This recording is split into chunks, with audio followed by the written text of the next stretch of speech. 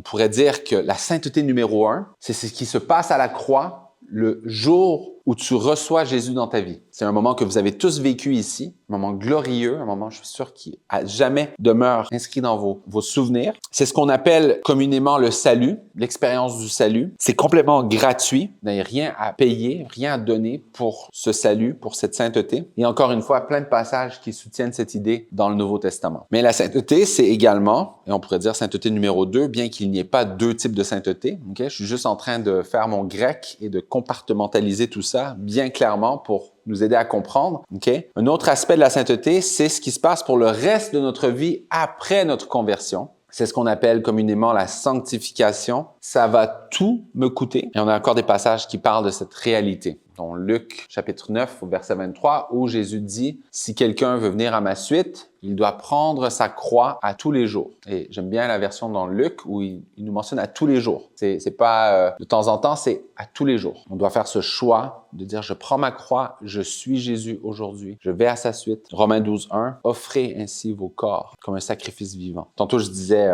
que sûrement que votre conversion est un souvenir clair et indélébile dans vos esprits. Si vous êtes comme moi, peut-être que vous avez grandi dans une famille chrétienne et que vous avez donné votre vie à Jésus très jeune et vous avez peut-être vécu ce syndrome que j'ai vécu moi où je ne comprenais pas très bien cette dynamique entre l'esprit et l'âme, entre le fait que j'étais sauvé et donc saint, mais aussi être en train d'être sauvé et donc en train d'être sanctifié. Et donc, j'ai accepté Jésus dans ma vie maintes et maintes reprises. Plusieurs fois, je me sentais mal, je me sentais pécheur et je disais, Seigneur, je veux te réinviter dans ma vie, Je comprenais tout simplement pas ce que je suis en train d'expliquer ici. J'avais pas besoin de le réinviter à régner, j'avais pas besoin de le réinviter, j'avais pas à m'inquiéter que je n'étais plus sauvé. J'étais sauvé. Ce que je devais faire, c'était que je devais me repentir. Je devais demander pardon à Dieu pour les péchés que j'avais commis et dont je savais me séparer de lui. Mais ça n'enlève rien au fait que j'étais sauvé et rien ne peut changer cela.